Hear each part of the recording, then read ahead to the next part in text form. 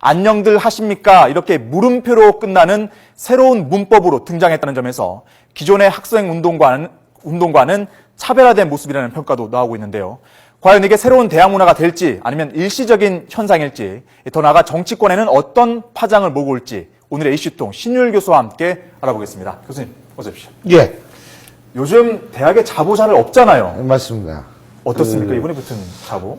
제가 볼 때는요, 이 안녕들 하십니까라는 그게요, 대학생들이 자신의 문제에 대해서 구조적으로 생각하기 시작했다라는 것을 전 증명한다고 생각을 해서, 네. 저는 뭐 그렇게 부정적으로 볼 필요는 없지 않을까. 단, 이 문제에 대해서 일부 단체이긴 하지만 네. 굉장히 이념적 덫을, 다시 말해서 자기의 이념적 안경을 통해서 이 문제를 바라보려고 하는데 전 그건 옳지 않다고 봅니다. 그렇지 않다. 지금 대학생들은 좌도 아니고 우도 아니고 진보도 아니고 보수도 아니거든요. 그런 상황에서 지나치게 이거를 자신의 안경으로 봐가지고 야, 이게 우리 편 하나 더 생겼구나 라고 생각한다면 그건 큰 오해라는 거죠. 제가 참고적으로 유럽에는 68세대라는 게 있어요. 네. 1968년에 유럽 전역을 휩쓰는 학생운동을 얘기하는 건데, 그 학생운동이 지금도 굉장히 중요하게 보이는 것이 뭐냐면, 그 학생운동에서 추구했던 것이 좌의 이념, 우의 이념보다 새로운 스펙트럼을 제시했었거든요. 삶의 질에 관한 문제. 그 삶의 질에 관한 문제이기 때문에 그걸 계기로 우리가 소위 말하는 신사회운동, 시민운동이 시작됐다고 얘기를 하는 건데, 예. 제가 볼 때에는 지금 이 문제도 좌의 문제도 아니고 우의 문제도 아니에요. 단지 학생들이 자신의 삶의 질에 대한 다양한 시각, 뭐 어떤 사람은 진짜 아까 밀양 총전탑 얘기도 하고, 또 어떤 경우는 지금 앉아서, 국정원 댓글 문제도 얘기하고, 또 어떤 학생은 예를 들면 청년 실업 문제에 대해서 그렇죠. 얘기를 하고, 그러니까 이게 어떤 특정하게 어떤 딱 그 스펙트럼을 갖고 얘기할 수 있는 건 절대로 아니다. 그래서 제가 볼 때는 어쨌든 자신의 문제들에 대해서 솔직하게 얘기할 수 있는 거 좋다고 봅니다. 네. 왜? 말의 적대적인 사회는요, 창조성이라는 게 없어요. 창조력이라는 거는 비판에 의해서 형성이 되는데, 왜 그런 거 있잖아요. 너 말이 많어. 네. 이거, 그럼 누가 그 말 듣고, 난 말 많대. 너무 기분 좋아. 이거 아니거든요. 그렇죠. 말의 적대적인 사회가 되면 안 됩니다.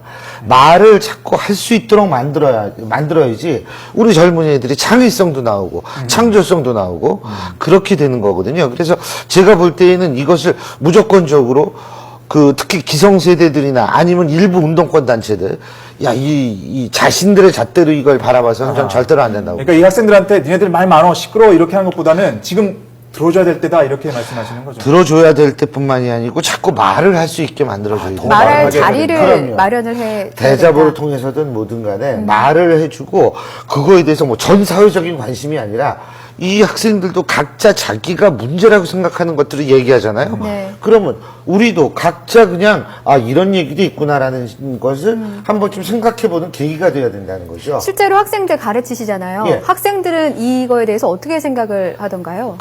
제가 지난주 목요일날 종강을 해서 못 물어봤습니다. 네. 네. 그래도 뭐 예. 교수님 뭐 학교에 학생들 또 대자보 같이 근데요, 거죠. 제가 볼 때, 일단은 말들을 잘 안 해요. 그러니까 왜 그러냐면, 이게 이제 우리나라가 말의 적대적인 사회이기도 하지만, 네. 이 취직이라는 문제가 있으니까요. 그렇죠. 여기에 매달리다 보면 사실은 딴 데 신경을 못 쓰거든요.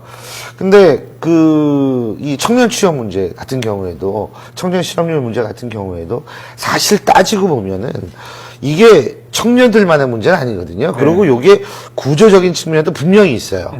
근데 그 구조적이라는 게 이념적 측면에서의 구조가 아닙니다, 제 얘기는. 예. 그래서 그런 문제에 대해서 학생들이 좀 새로운 시각을 가지고 자신들의 문제를 생각하는 것 아닌가.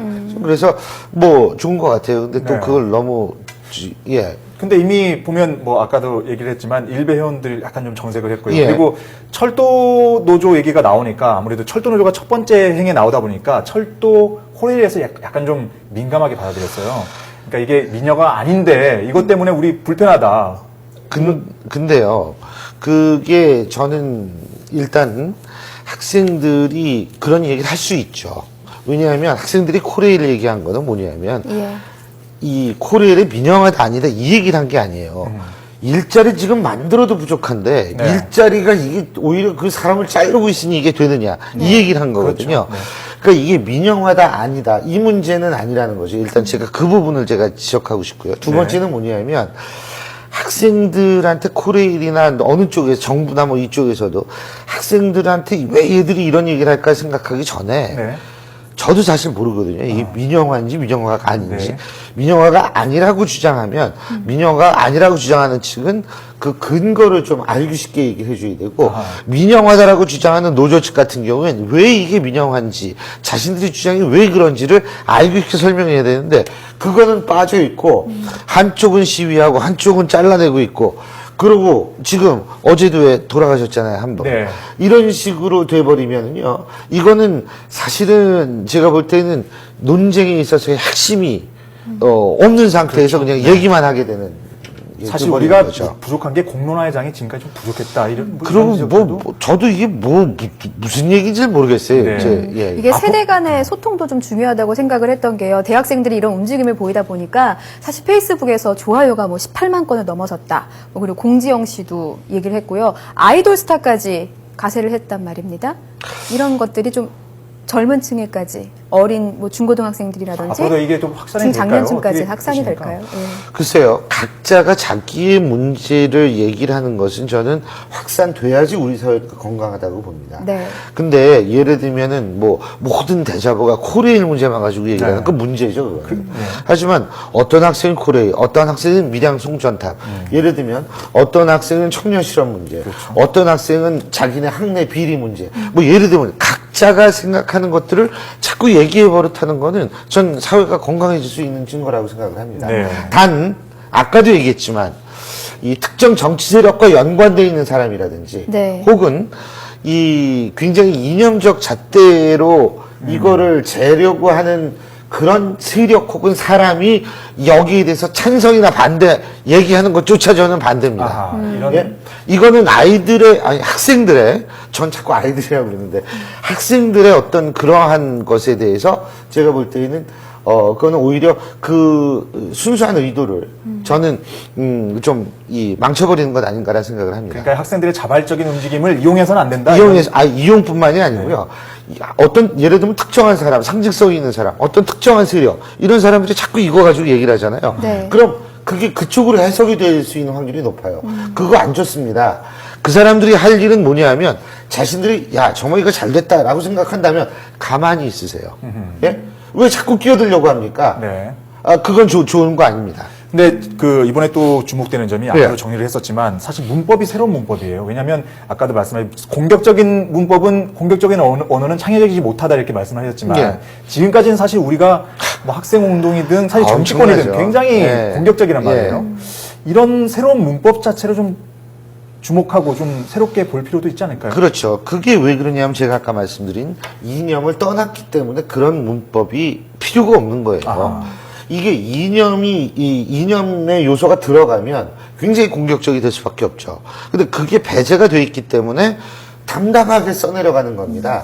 그 담담함 속에서 얘들의 이런 고민이 있구나라는 걸 알 수 있게 만든다는데 그 힘이 있는 거죠. 네. 그리고 지금 내 문제라는 것이 결국 따지고 본다면 이런 사회적 분위기 속에서 나올 수밖에 없다. 저는 그런 면에 있으면 좋은 것 같다는 생각이 들어요. 예, 네. 알겠습니다. 저희 이번엔 좀 다른 얘기를 좀 예. 넘어가 볼게요. 자, 오늘과 내일 국정원 개혁특위 공청회가 열립니다. 국정원 관련법을 놓고 사실 여야가 이견이 좀 엇갈리고 있어요. 그런데 이번에 장성택 처형 때문에 좀 말이 좀 많은 것 같은데 어떻게 보십니까?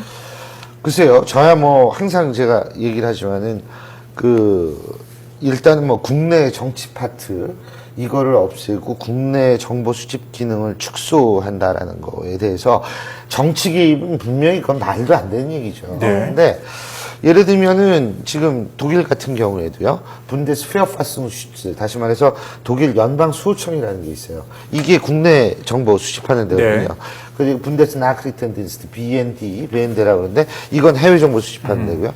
CIA, FBI가 있지 않습니까? 문제는 뭐냐면 국내 정보 수집과 수사권이 다 있어요. 이 외국 같은 경우에도. 네. 근데 여기서 우리나라에서 수사권을 배제하자라고 얘기를 한다는 것은 과연 그렇다면 그건 옳은 것인가라는 것을 공청회 통해서 한번 고민을 해봐야 된다는 거예요. 물론 우리가 뭐 전 세계 최초로 뭐를 시도하지 말라는 법은 없지만 실제로 딴 데에서 다른 나라에서 예를 들면 그러한 것들을 그대로 갖고 있는 이유가 있을 거란 말이에요. 거기에 대해서 고민을 해봐야 된다는 거고. 두 번째는 뭐냐면 이게 국내 정치, 국내 파트를 축소하거나 이렇게 돼버리면 딴 게 생겨요. 그거 생기지 않고는 제가 볼 땐 운영이 안 될 거라고 봐요. 그러면 분리를 해서 운영을 하더라도 예를 들면 나중에 또 그 얘기가 나올 수가 있거든요. 예. 그런 점에 대해서 객관적으로 한번 생각을 해봐야 된다고 생각을 하고요. 네. 또 한 가지는 뭐냐면 예산 문제입니다. 네. 이게 민주당 같은 경우에는 예산을 아주 그냥 디테일하게 들여다보겠다. 네. 근데 이게 예산을 아주 세세하게 들여다보게 되면 어떤 문제가 발생하냐면 예를 들면 1급 기밀이라고 속한 그런 문제에 대한 예산도 들여다보게 돼요. 자, 그렇게 되면 야, 이 예산이 이게 뭐냐? 이게 왜 썼느냐? 이러다 보면 거기에서 수사, 뭐 예를 들면 조사, 예를 들면 비밀 어떤 이 작전 이러한 것들이 다 까발려진다는 거죠. 네. 물론 그래서 국회의원들에 대해서 소위 말해서 비밀 유지를 굉장히 강화한다고는 하지만 네. 국회의원은 4년 있다 그만둬요. 대부분. 네. 뭐 본인들은 3선, 4선 하고 싶겠지만 네. 그거는 특수한 경우고 실제적으로는 4년 정도 해가지고 그만둔 경우가 많은데 그때 취득한 기밀을 그 이후까지 이 사람들이 그리고 이 사람들의 직업윤리에 믿을 수가 있느냐? 네. 그 문제에 따진다면 저 솔직히 얘기할까요? 저 국회의원들 직업윤리 못 믿습니다. 아니 국회의원들 직업윤리 그 직업윤리가 그런 사람들이 말이에요. 예? 지들 월급 받은 걸 다 받고서 안건당 4억짜리로 그 30여 건을 처리합니까? 그러니까 예를 들면 그런 현실성 있는 얘기를 좀 해라 이거예요. 알겠습니다. 오늘 일단은 공청회가 오늘 내일 열리게 되고요. 네. 아마 국정원 개혁안을 놓고 아마 뜨거운 네. 아마 공방이 있을 겁니다. 지금 이미 여야 간의 의견이 첨예하거든요. 이 부분 저희가 녹취를 하나 준비하겠습니다. 한번 들어보고 계속 얘기 이어가도록 하죠. 개혁은 해야 되는데 뭐 대공수사권 폐지가 국정원 개혁의 요체다라고 주장하는 것은 잘못됐다. 철없는 주장이다라는 말씀이죠. 오히려 장성택 사건은 국정원 개혁의 필요성을 보다 분명하게 보여주고 있습니다. 국정원이 댓글 작업과 국내 정치 개입 등 엉뚱한 짓에 역량을 소모하지 않는다면 얼마나 훌륭한 역할을 수행할 수 있는지 보여주기 때문입니다. 네. 이것도 얘기하지만 사실 이제 연말이다 보니까 정치권에서도 지금 송년회가 많아요. 맞습니다. 어저께 신노그룹에서 서울시장에서 어제 송년회 했단 말이죠. 맞습니다. 뭐 제가 볼 때는 정치에서 개파가 있는 건 당연하고 송년회 할 수 있죠. 뭐 그거는 제가 볼 때는 뭐 우리가 충분히 받아들일 수 있는 거지만 근데 거기서 나온 얘기가 기가 막힌 얘기가 있어요. 유시민 네. 장관. 유시민 장관 얘기도 기가 막혀요. 왜냐하면 장성택하고 이석기를 비교한 것 자체도 기가 막혀요. 그 얘기할 가치조차도 없다고 보는데 이 문성근 전 대행이 얘기한 겁니다. 네. 헌법 체계 안에서 선거로 이기되 그걸로 안 되면 밀란으로 뚫어야 한다. 아니 이분들이 이게 지금 제도 정치권에 있는 분들이에요. 네. 어떻게 밀란 얘기가 나옵니까? 저는 사실은 이 밀란이라는 얘기하고, 예? 부산의 어떤 대학 교수님이 구테타 얘기했다고 그래가지고 또 논란이 되지 않았습니까? 예. 똑같은 얘기예요, 이게. 왜 이런 식으로 접근을 해야 되죠? 특히 제도 정치권에 있는 분들이라는 것. 물론 유시민 전 장관은 정계 은퇴 선언을 했으니까. 하지만 거기에 친노 그쪽에서 많은 분들이 정치인들이 갔지만 그 자리에서 그런 얘기 나온다는 건 기상천외하다고밖에 얘기할 수가 없겠죠. 그리고 네. 이석기하고 장성택이 비교하는 그것도 논리가 전 이해가 안 돼요. 네. 어떻게